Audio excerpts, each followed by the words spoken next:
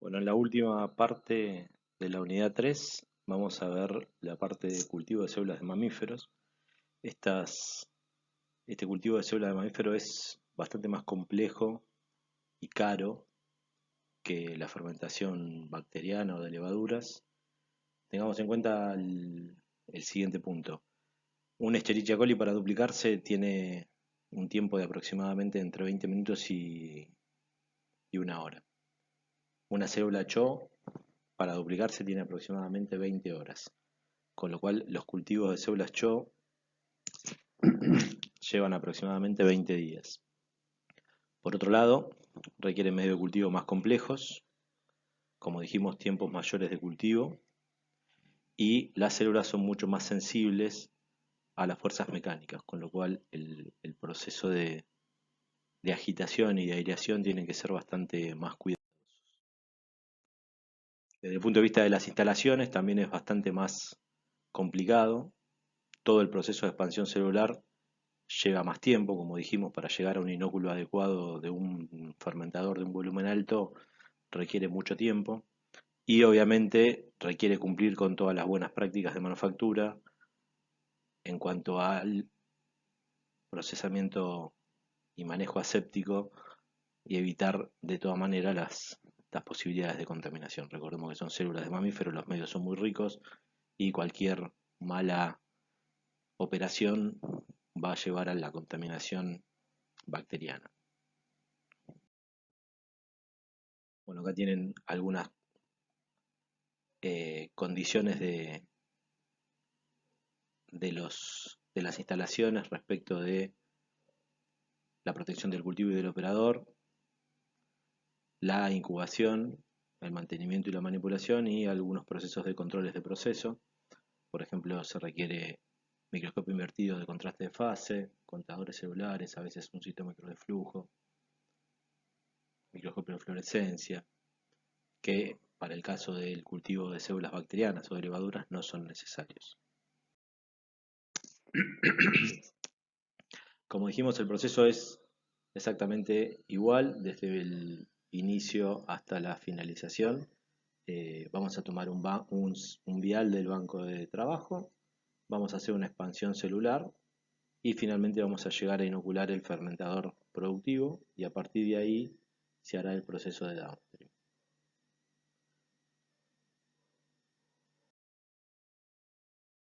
Para los medios de cultivo de líneas celulares tenemos que tener en cuenta tanto el medio de cultivo como la fase gaseosa. Eso va a permitir que las células crezcan y algunas células requieren de crecer adheridas a un soporte. Hay otras líneas celulares que se han podido adaptar a crecer en suspensión, como lo que sería un cultivo de bacterias o de levaduras, pero otras necesitan un soporte físico, un soporte sólido, que es el soporte sobre el cual las células se adhieren y a partir de ahí pueden realizar su desarrollo. El punto clave es tener un equilibrio en el intercambio gaseoso, el intercambio de nutrientes, los desechos y el crecimiento de las células y la producción de la proteína de interés. Dentro de los cultivos secundarios y las líneas estables se han logrado varias líneas celulares estables, digamos que pueden desarrollarse en un medio de cultivo sin mayores problemas y producir una proteína dentro de todo lo más homogénea posible. Obviamente todas las proteínas que se produzcan tienen un nivel de heterogenicidad, no todas están con el mismo nivel de glicosilación y de hecho hemos visto o vamos a ver cuando veamos las características y las especificaciones de la eritropoyetina que tienen un perfil de isoformas en base a los diferentes niveles de glicosilación. Desde el punto de vista de trabajar con líneas celulares estables, vamos a tener un mayor control del entorno celular, una mayor homogeneidad de la línea celular, obviamente, el conocimiento del tipo de células y manejar un tema económico y de costos que va a ser adecuado para la producción. Las líneas celulares tienen unas curvas de crecimiento similares a las que vimos para bacterias. Tenemos una fase logarítmica y una fase logarítmica tardía, donde normalmente hacemos la inducción y el proceso de producción puntual de la proteína. Bueno, acá tiene algunas características del subcultivo, pero básicamente es lo que ya hemos hablado. Desde el punto de vista de los medios de cultivo, son mucho más complejos que los medios de cultivo de células bacterianas o de levaduras. Hay algunos medios eh, comerciales y bastante bien descritos, como el DIMEM.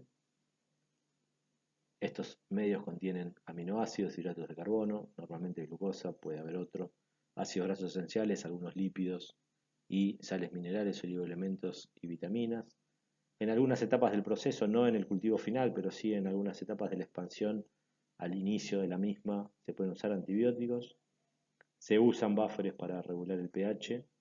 El medio de cultivo tiene un indicador de pH que nos va a permitir identificar fácilmente si hay alguna contaminación. Algunas líneas celulares todavía no se han adaptado a medios sin suero y el medio de cultivo requiere suero fetal, puede ser bovino u ovino, y algunos aditivos especiales. Como dice acá al final, cada línea tiene sus requerimientos y los tenemos que poner a punto durante la etapa del desarrollo. ¿Sí? Esa puesta a punto la vamos a hacer maximizando la producción de la proteína de interés.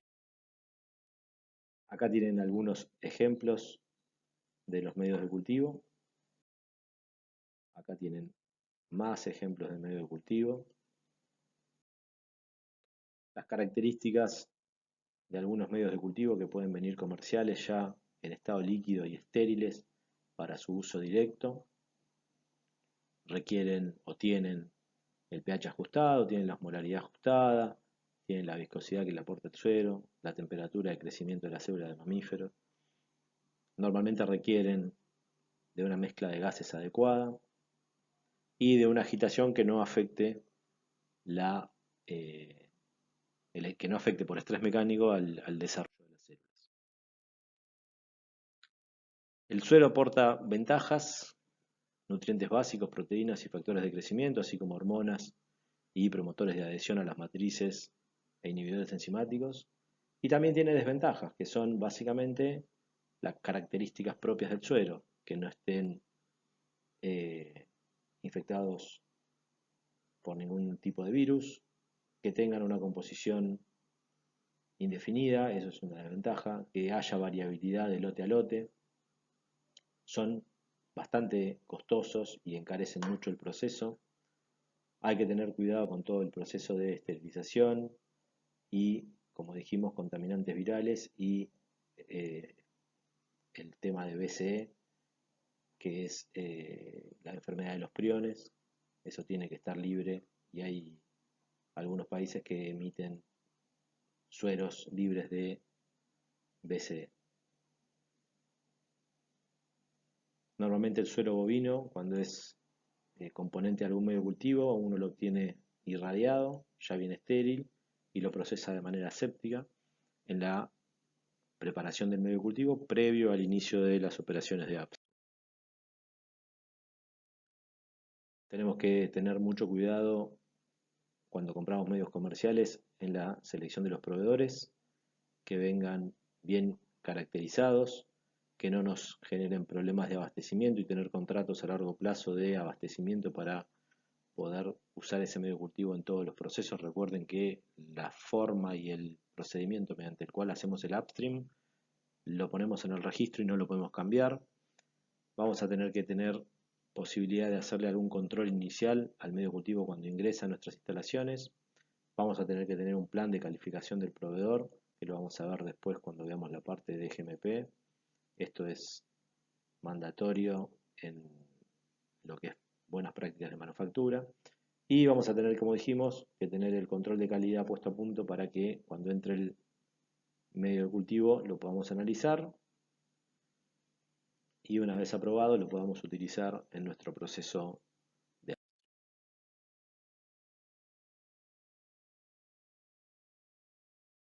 La optimización la hacemos con la evaluación de las curvas de crecimiento y la productividad de proteína durante la etapa de desarrollo. Una vez que tenemos definido el medio de cultivo y sus componentes, ya sea un medio comercial o un medio sintético por parte que sinteticemos o podamos elaborar nosotros en nuestro laboratorio, ese medio queda definido, como vimos hace un ratito, va a quedar puesto en el dossier del producto y la autoridad regulatoria lo va a evaluar y, por lo tanto, una vez que se haya aprobado el dossier con ese medio de cultivo, no lo vamos a poder modificar. En el caso de modificarlo, vamos a tener que hacer un montón de ensayos para darle tranquilidad a la autoridad regulatoria y que lo evalúen antes de poder implementarlo en lotes productivos. La fase gaseosa de las líneas celulares requiere un eh, balance bastante finito entre oxígeno y dióxido de carbono. Eh, Eso es importante para mantener el pH y por eso muchos de los medios que usamos en el cultivo de células tienen un indicador que nos va a permitir identificar que el medio de cultivo esté correctamente o se haya contaminado con alguna bacteria que rápidamente hacen disminuir el pH y nos hacen un cambio en el color del medio de cultivo. Desde el punto de vista del soporte, como dijimos, hay células que pueden crecer en suspensión, que se han adaptado a crecer como unidades individuales sin tener que estar adheridas a ninguna superficie. Y otras células que requieren estar adheridas a diferentes tipos de superficie. Pueden ser vidrio o materiales sintéticos plásticos como polietileno, poliestireno o distintos tipos de polímeros, ¿sí? Como ser los frascos T, las roleras, los microcarriers, como tenemos acá. Dependiendo del tipo de línea celular con el que trabajemos, es el tipo de requerimiento que tiene esta línea respecto del soporte. Bueno, acá tienen algunas características del soporte, ya sea poliestireno o PTGS. Y acá vemos algunas líneas que crecen en suspensión, como células individuales, o líneas que crecen adheridas. Acá tenemos un microcarrier, por ejemplo, y cada uno de los puntitos que se ven son células adheridas al microcarrier. Desde el punto de vista del proceso productivo, lo más antiguo y lo más viejo es producir en lo que se conocen como roleras, son estas unidades que vemos acá, o estas unidades que vemos acá. Las roleras contienen en su interior cada una de estas unidades que vemos acá. Vamos a ponerla en azul para que sea más fácil. Cada una de estas es una botella, como las que están acá. ¿Sí? Pueden ser de superficie lisa interna o de superficie arrugada. La superficie arrugada da mayor superficie interna, con lo cual permite un mayor número de células que se desarrollen. Lo que hacen estas roleras es permanentemente mantener en circulación sobre el eje longitudinal a las botellas y eso hace que las células crezcan alrededor de toda la superficie interna, estén permanentemente bañadas con medio de cultivo y cada un cierto tiempo el operador lo que hace es sacar cada una de las botellas, recuperar el medio de cultivo, dado que las proteínas por lo general se construye el clon para que las células las exporten al medio de cultivo, retira el medio de cultivo con la proteína de interés y carga medio de cultivo nuevo. Y de esa forma el proceso se mantiene de manera continua. Si una botella se contamina en esa operación, el medio de cultivo se va a transformar en amarillo y esa botella es descartada del proceso productivo.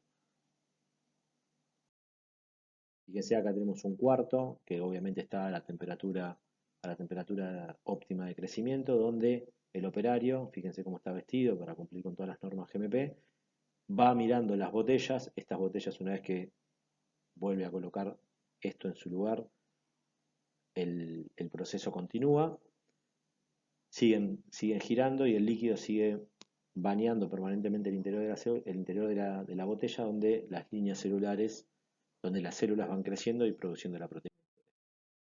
Después tenemos algunos otros sistemas más modulares, como ser el Cell Cube, donde hay una superficie interna bastante grande, y el Nuxel Factory, que también tiene un medio de cultivo, una bomba peristáltica. El medio de cultivo es transferido por la bomba peristáltica al factory, como se llama, que son varias unidades con una superficie interna muy alta. El líquido completa todo el interior y vuelve al reservorio. Esto permanentemente está en circulación, las células están permanentemente perfundidas con medio de cultivo y van produciendo la proteína de interés, que se concentra o se acumula en esta botella. Una vez que tenemos el tiempo transcurrido que hemos definido en el desarrollo, esta botella se cambia por un medio fresco nuevo y a partir de la que tiene la proteína se inicia el proceso del downstream.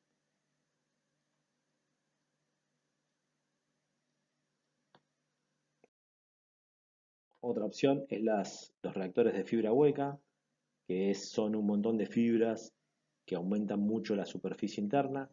El medio de cultivo pasa a través de estas fibras, las células crecen en el interior de las fibras y van produciendo la proteína. Fíjense, acá tenemos otra vez el reservorio del medio de cultivo, una bomba peristáltica que impulsa el medio en esta dirección, las células que van a crecer en el interior de la fibra hueca van a producir la proteína y esa proteína va a ir siendo enviada al medio de cultivo.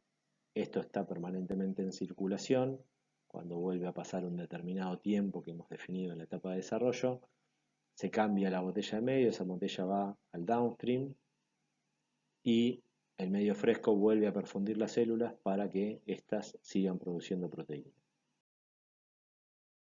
Y finalmente tenemos los bioreactores tipo microcarriers, que básicamente los microcarriers son pequeñas esferitas donde las células se adhieren a la superficie. Esos microcarriers tienen una densidad bastante baja, con lo cual simulan a que las células crecen en suspensión en un fermentador. No requerimos de roleras, no requerimos de fibra hueca, sino que solamente con colocar los microcarriers, las células se adhieren sobre los microcarriers y se van desarrollando arriba de esos microcarriers utilizándolos como soporte. Son inertes y es una buena tecnología para producir en altas cantidades células que requieran de un crecimiento adherido a la superficie.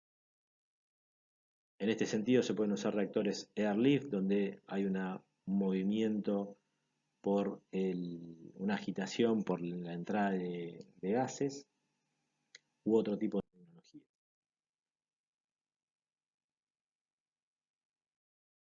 Lo más adelantado en cuanto al uso de reactores es, como les dije en alguna de las etapas previas de la unidad 3, son los reactores de simple uso, ¿sí? Que son reactores plásticos que se usan una sola vez y se descartan. Estos reactores vienen en diferentes formatos.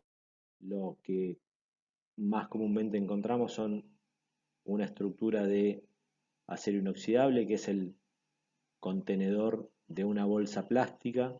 Esa bolsa plástica viene con un sistema de agitación y con un montón de conexiones que nosotros vamos a poder definir con el proveedor de este insumo. Entonces la bolsa va a venir con tantas conexiones y tantos puertos de muestreo, de control, como nosotros querramos. Acá tienen, por ejemplo, un sistema de control que tenemos en este módulo y el reactor al cual se le coloca la bolsa, y a partir de este sistema podemos controlar la agitación, la entrada de gases, la temperatura, todo lo que requiera el proceso productivo. Este tipo de reactores lo que tiene como ventaja es que los usamos una vez y después los tiramos. Encarece mucho el proceso, pero para algunos productos son adecuados, dado que nos evitan tener que preocuparnos por la limpieza entre un lote y el lote siguiente. Hay otros reactores que tienen esta forma y que se basaron en la generación en intercambio gaseoso de estructuras en movimiento con líquidos, y son reactores de simple uso que se conocen como WAVE. Es una bolsa sobre una plataforma oscilante. Esa plataforma es como un sub y baja, sube y baja de un lado y del otro. Eso hace que el líquido interno se vaya moviendo, se generen olas y en esas olas se genere la aireación necesaria para que el medio de cultivo tenga el intercambio gaseoso adecuado que permita el desarrollo de las células. Hay distintas configuraciones, pueden tenerse en el interior de una estufa, ya con toda la conexión de gases. Fíjense todos los puertos que tienen en cada una de las bolsas. Acá tienen otros ejemplos, ¿sí? Cada uno de estos es una entrada de gases o un punto de muestreo. Estas bolsas se customizan, o sea, cada cliente las puede pedir a su gusto y piacere, digamos, y de esa forma tenemos un proceso productivo diseñado exclusivamente para nuestro producto. Desde el punto de vista de las líneas celulares han mejorado bastante. Al principio tenían muy poca productividad. Hoy en día la productividad de las líneas celulares es bastante grande. Eh, Se pueden hacer cultivos alimentados de hasta 20 días, con lo cual facilita y disminuye mucho los costos operativos. Eh, Obviamente que todo el proceso productivo tiene que tener y cumplir con las buenas prácticas. Tenemos que mantener el orden, la limpieza, la higiene del personal, la vigilancia microscópica de todo el proceso, ver que las células estén activas y estén sin problemas, tener trazabilidad de los cultivos, saber desde que sacamos un vial del banco de trabajo hasta que terminamos el lote, qué fue lo que pasó con ese cultivo. Y como dijimos, el proceso de escalado, que en realidad lo vamos a hacer en la etapa de desarrollo, es desde la escala de laboratorio, pasando por una planta piloto y llegando a un proceso industrial. Este escalado no nos lo tenemos que confundir con la expansión celular que va desde el vial del banco de trabajo hasta el lote de tamaño productivo, ¿sí? Esas son dos cuestiones diferentes, ya la hemos discutido bastante, pero una cosa es el escalado, desde que nosotros desarrollamos el upstream a escala de laboratorio y llegamos a un proceso a escala industrial con un tamaño de lote definido, puede ser 5.000 a 10.000 litros, pueden ser 300 litros, 500 litros, lo que nos defina nuestra escala productiva. Vamos a tener que tener en cuenta una serie de cuestiones para hacer ese escalado de forma tal que lo que vimos en el laboratorio lo podamos reproducir a escala industrial.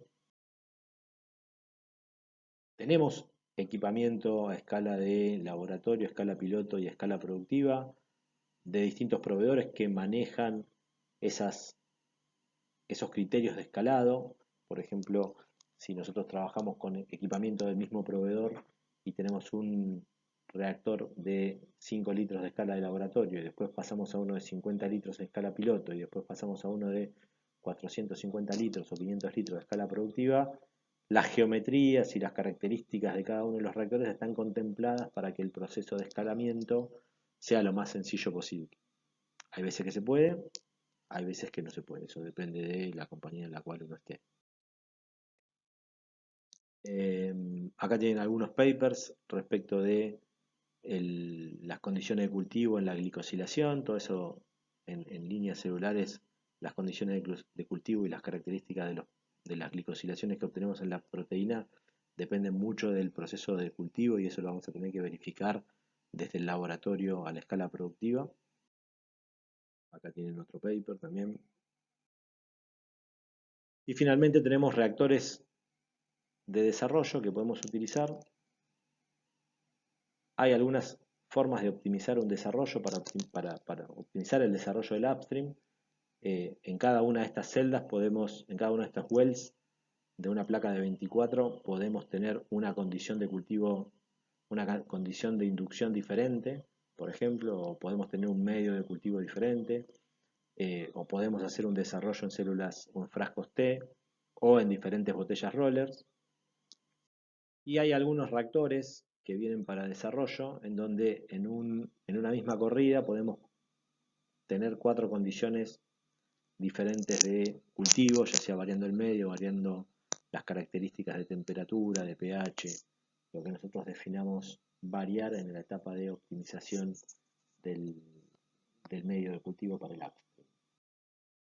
Después tenemos fermentadores ya a escala mediana, ¿sí? Donde vamos a empezar a hacer el escalado del proceso de upstream hasta llegar a un reactor de desarrollo.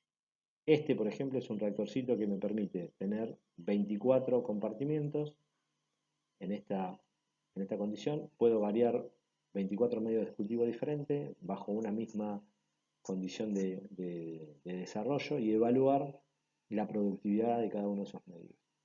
Y quedarme con el que mejor productividad tenga, el que mejor características de proteína me dé, el que mayor cantidad de proteína me dé, y optimizo el proceso de upstream de una manera bastante rápida.